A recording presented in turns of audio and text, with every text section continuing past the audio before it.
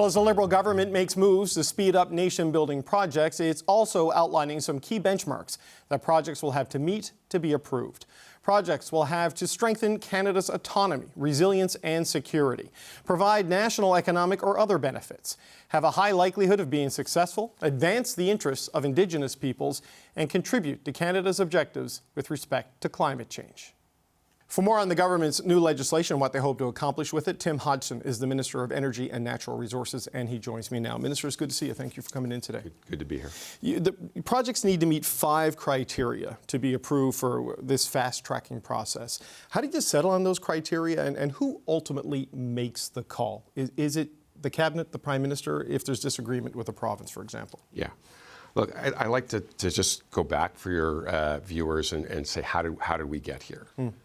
The reality is we had a trade war declared on us. We didn't ask for this war, but we need to fight it and we need to win.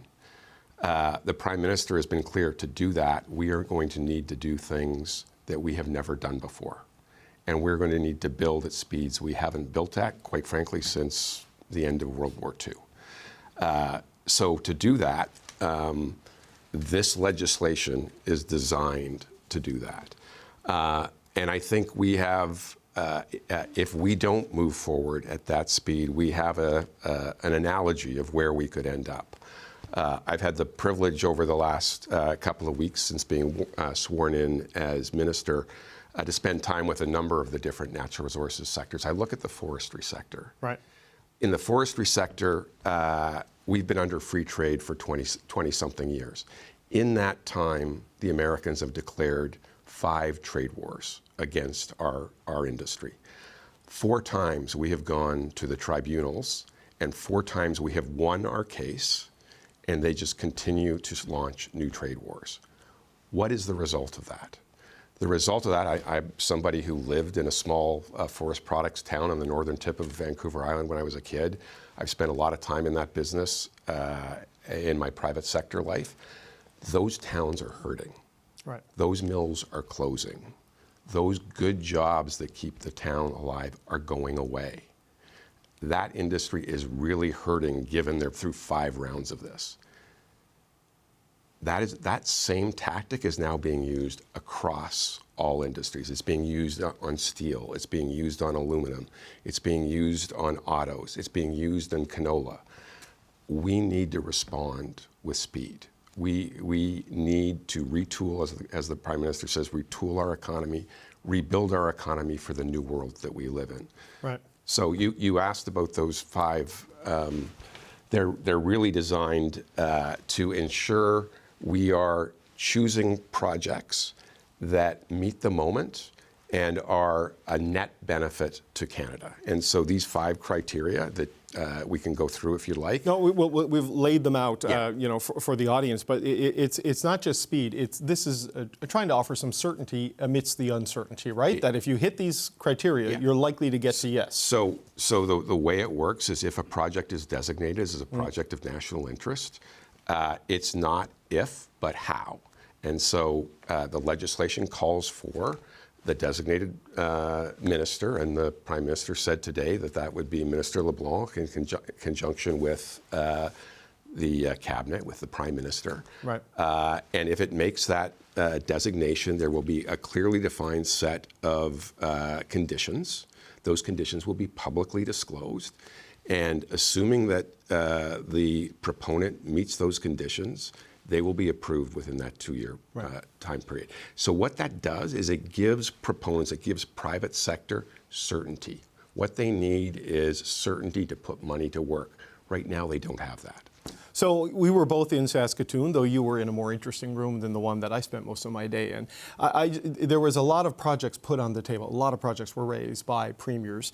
In this process, what Ontario considers to be a project of national interest, Ottawa may not. So ultimately, in making this designation, is this purely something that the federal government does, or is there cooperation, collaboration here, or is it proponents come from the private sector and from lower orders of government, and it's ultimately yours that makes the call here? So let's put things into context.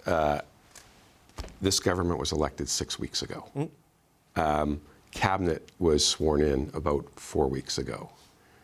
this week, like literally 5 days ago, we were in Saskatoon, starting that process of bubbling up what are projects of that, and in 5 days we're to legislation. I just for a moment think about the magnitude of what. No, it's moving fast. So there's no question about it. Right? So the idea here is to percolate up projects of interest that would fit these categories. We have gone out to provinces and territorial governments to say, do you have perspectives? We have gone out to proponents. So there have been a number of engagements. You were invited into some of those in Calgary, and there have been other ones in other locations with private sector proponents. There have been engagement with First Nations. In the meeting that we had in Calgary, where we invited the press, we had a number of CEOs from a number of different industries that could be part of this. There you also had Chief Jimmy, who was leading 38 nations in their purchase of the significant stake in the West Coast transmission system. You also had Mark Podlasly, the CEO of the First Nations Major Projects Coalition. They represent 180 First Nations who have projects today they are looking to get built. That dialogue is going on, and it will bubble up, and the opportunities that get presented will be worked on by the relevant ministries, my ministry being one of them, and we will make submissions to the designated minister and the cabinet to have those designated. Okay, so I want to go through two things there.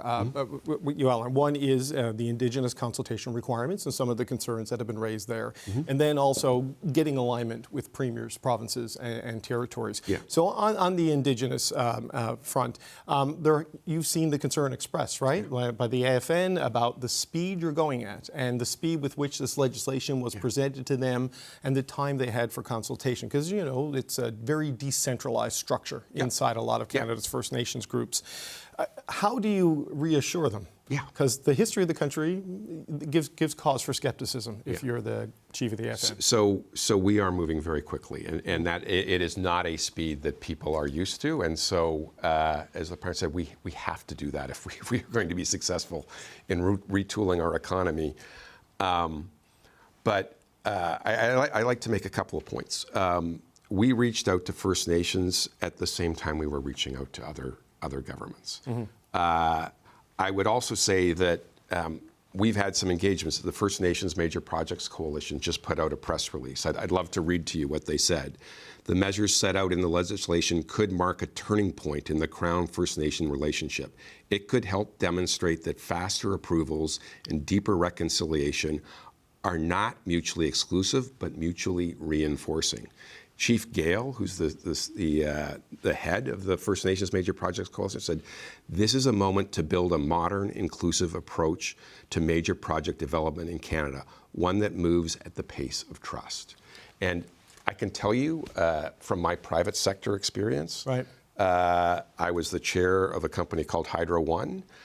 My experience is when you do good engagement and good consultation, First Nations do not slow projects down, they speed projects up. When you have that support, and I'm going to give a shout out to my former organization, they were building transmission lines, they were coming in ahead of schedule and under budget because First Nations were willing and excited partners in those projects.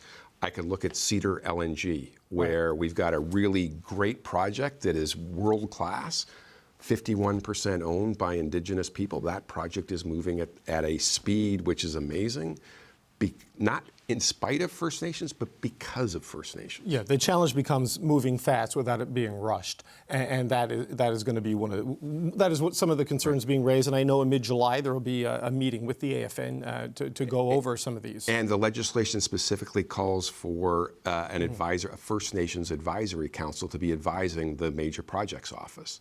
So I mean, I'd like to reassure all of your viewers.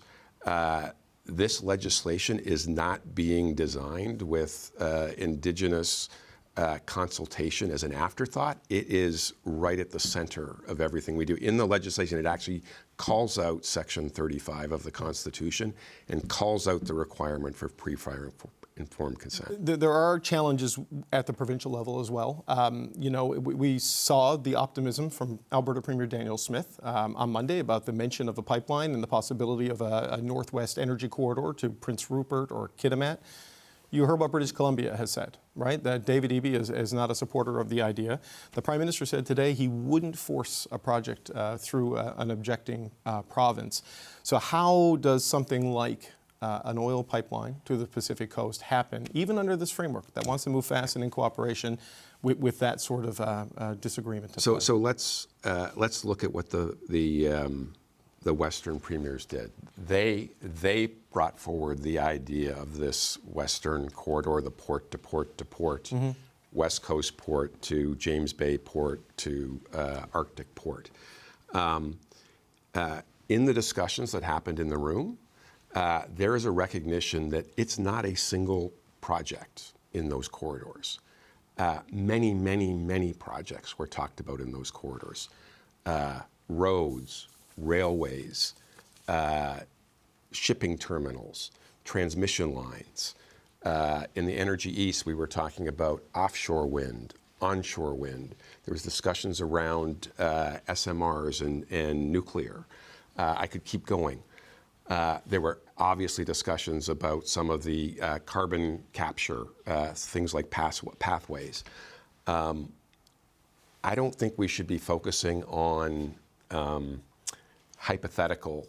We should be focusing on real projects with real proponents done in conjunction with other projects that lead to a net benefit to Canada. And I think what the premiers are saying is, hey, when we look at all of these things collectively, there's a way to make Canada better. But it is a declaration of the Premier of Alberta that, at least one pipeline to the Pacific Coast, one additional pipeline is critical, she believes, for the economic future of that province and for the satisfaction of a lot of Albertans. And I think what Canada. she also said is there is a grand bargain here. The grand bargain is if we have particular interests, we have to look at the other interests, and if we satisfy multiple interests, maybe we get to net benefit for Canada. So part of that grand bargain, what does that mean for the emissions cap? Because I in my conversations with Mr. Carney and people around him, the idea as a policy instrument has merit in his view, is my understanding of his thinking, but the rigidity on it is not where he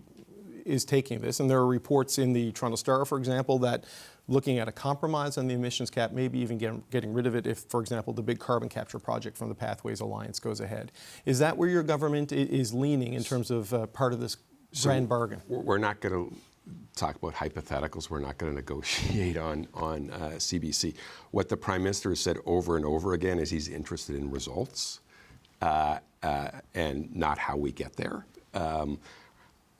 If we end up with a collection of projects which limit the carbon footprint of Canada, and we find a way to get there, that's what we're going to do.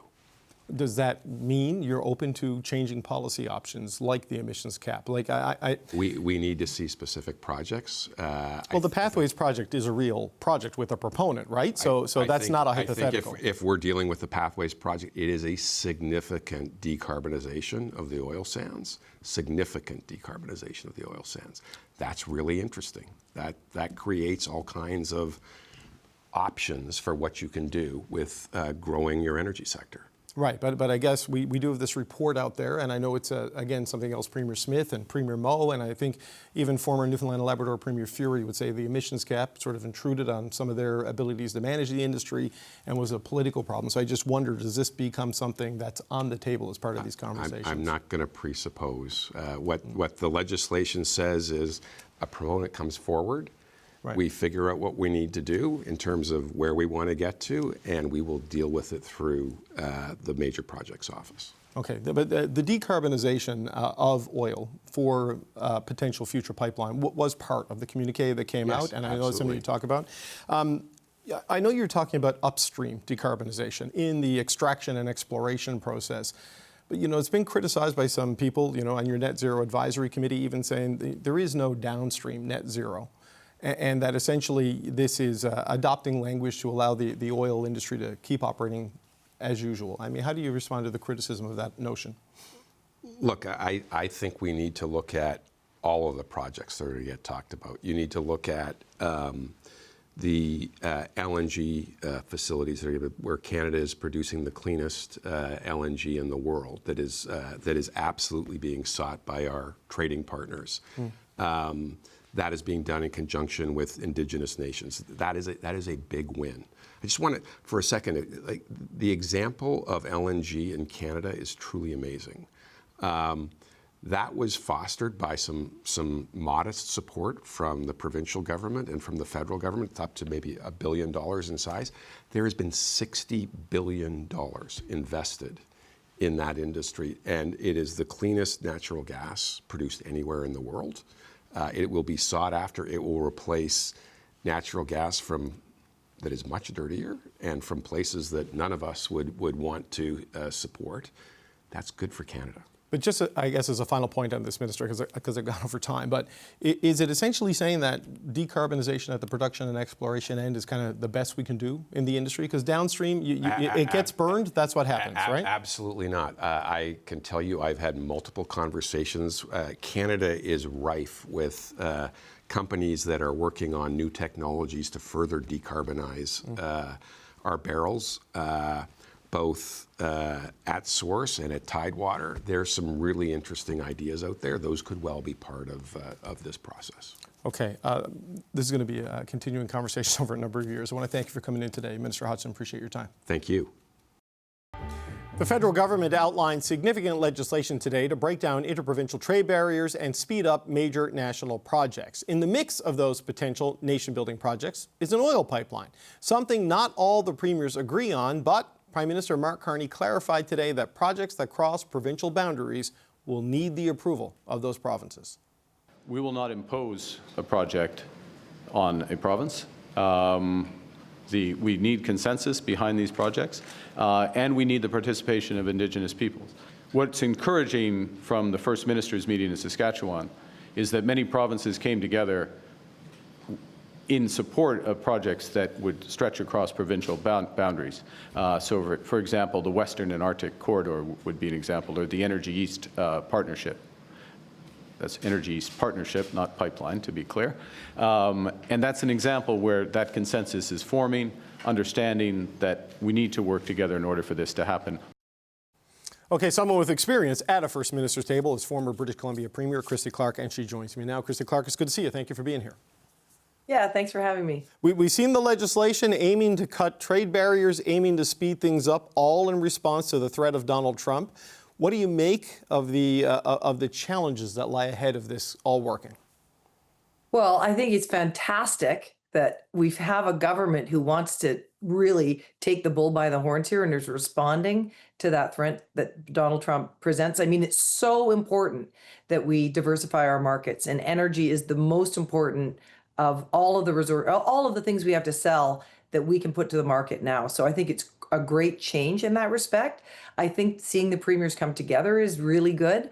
But we did 2 pipelines through British Columbia when I was the premier. We signed off on the TMX pipeline, and we worked hard to make sure that got through. Ultimately, it did under a new provincial government at the end of the day.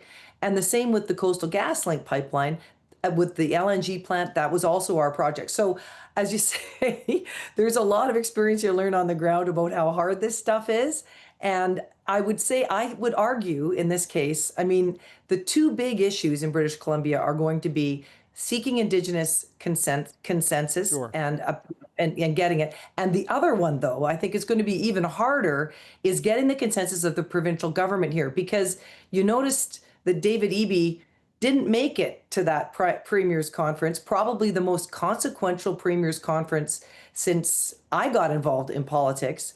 And I thought it made me feel like perhaps there isn't a real provincial commitment, or they're avoidant at the moment when it comes to talking about pipelines through BC. That's not a good sign, David. Well, it seems as if there is Well, look, the argument has been it's hypothetical because there is no proponent and no specific project to say yes or no to. But I think on principle, it's pretty clear the EB government is, if you did more with TMX, maybe, but a new one to the north, probably not. And when you hear what the Prime Minister says about that, I mean, constitutionally, you can't force them to accept a private sector project. We went through that with former Premier Horgan. What does this do you think, for the unity at the table? Because there is the potential for it to start to fray a little bit. There is. BC has to be at the table. I mean, you can't do the pipeline through BC, and Prime Minister Carney is absolutely right about that. If you don't have the province's consent for it, even if they are able to get all the First Nations along the way on side for it, which I think is quite possible now because they have experience in negotiating these pipelines with various governments in the private sector. They've built a major projects coalition, which is active across the country, that wants to bring economic growth to their communities. But it's the province that I think is going to be the biggest barrier here.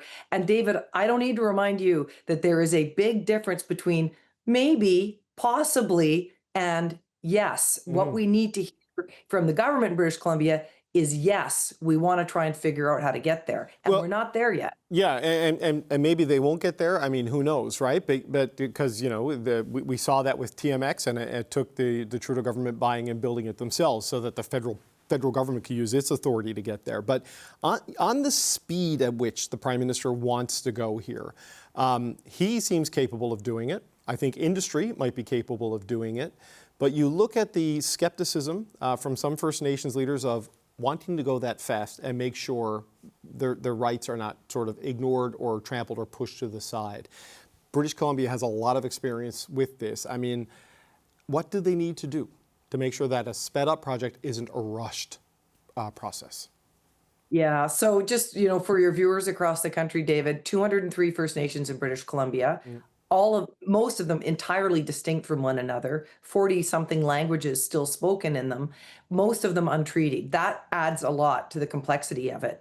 But the First Nations who are along the pipeline corridors that are likely to be explored in this process through the north and through the south have some experience now at working at infrastructure, and they're starting to see some of those economic benefits. So what we learned in British Columbia was a private sector company can't go into a First Nation and say, hey, listen, here's the money, let's get it done.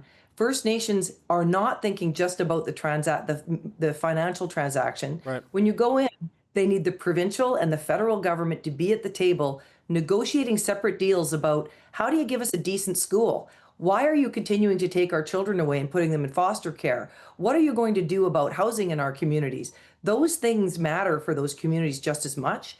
They can only be negotiated by governments. And so in order to get Indigenous communities really to agree to these projects, they need to see the full suite of response. And that means dealing with the Crown directly.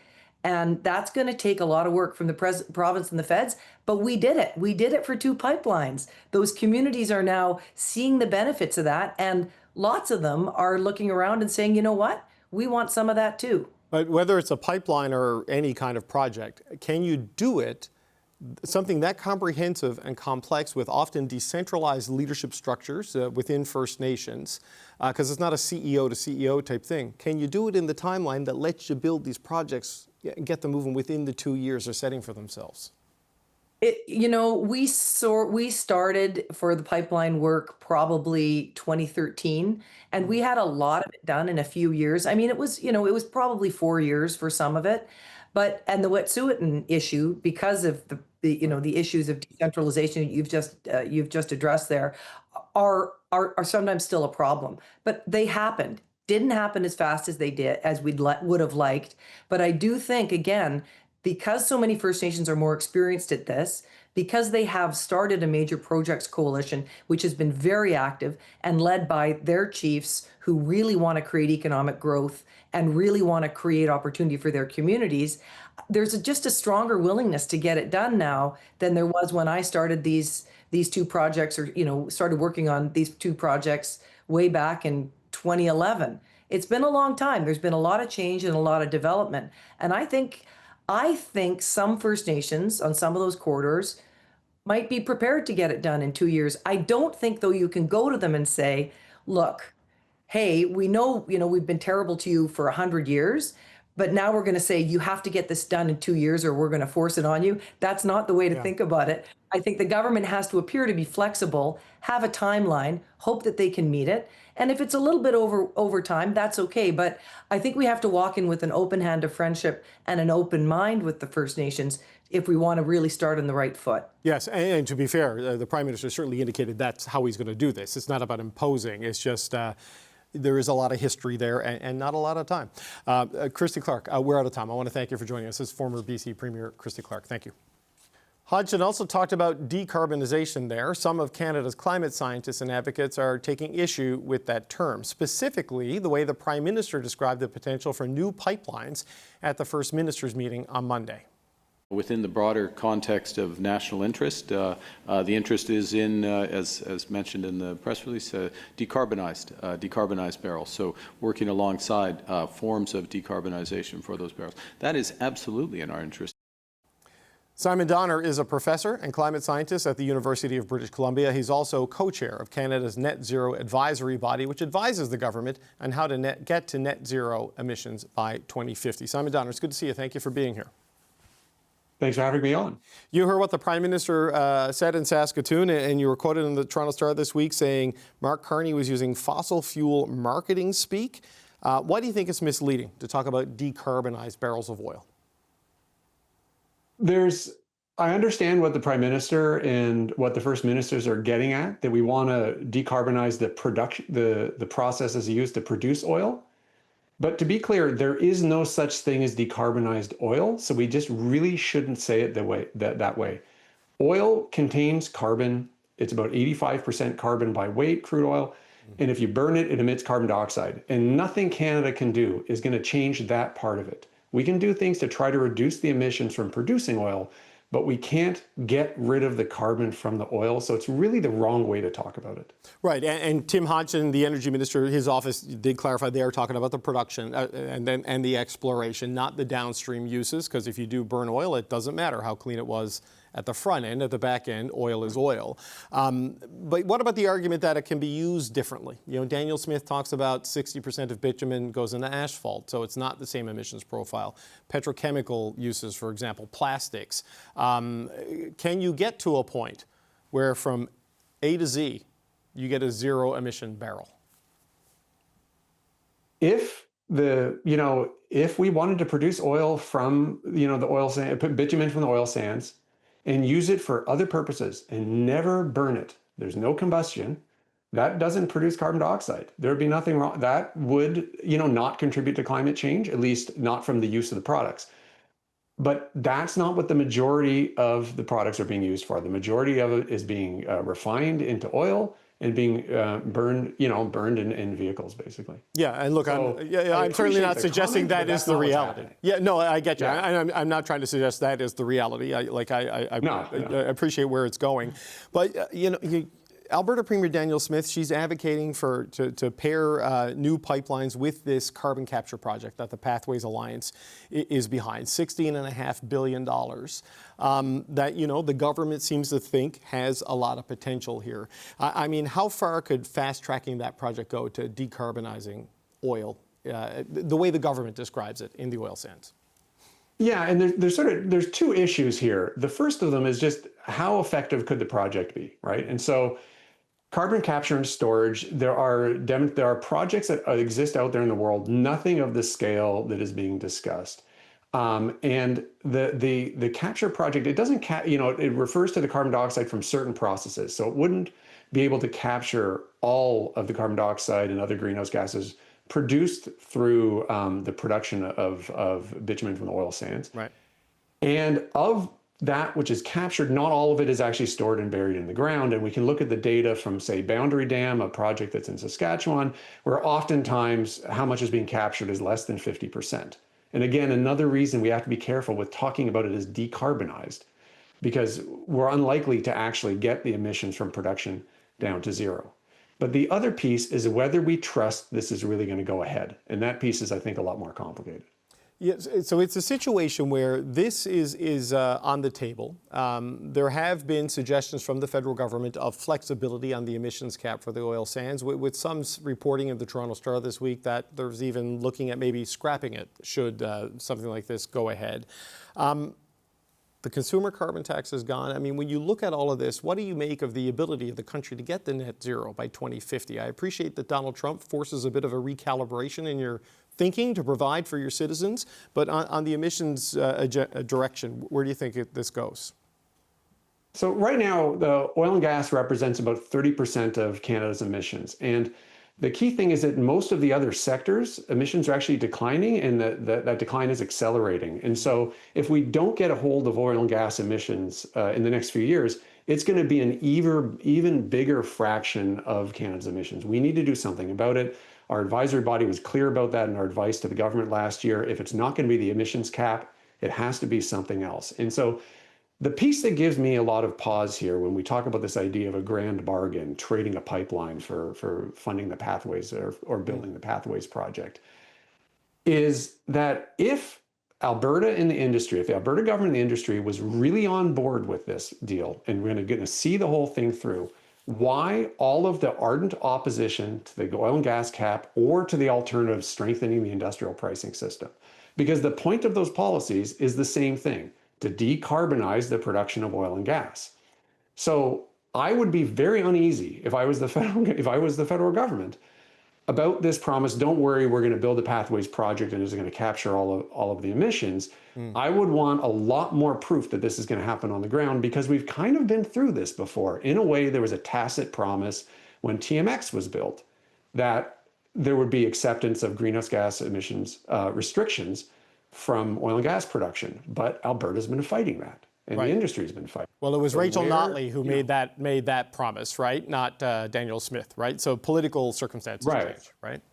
Sure, the circumstances changed, but I think we again have to go back to the question. The country's being asked all the time by the industry and by Alberta. They're saying, listen, we don't trust that the federal government's going to do something to help us. Well, the federal government and Canadians have to invert that question and say, why should we trust you're actually going to build this project? Keep in mind, the Pathways Alliance project is, they had to take down the ads and take down most of the information off of their website last year because of greenwashing legislation, which means that even the proponents know that some of what they were claiming, hasn't been totally vetted. So I'm not against the project. I just think we need a lot more evidence that they're willing to actually invest the money, the industry is willing to put up the money, and they're really going to do this. Okay, so the bottom line is it's possible, but you're skeptical. And I think that is probably where we are. We're right out of time, but I want to thank you for joining us, UBC Professor Simon Donner. Appreciate your insight on this. Thank you, sir. Thanks so much.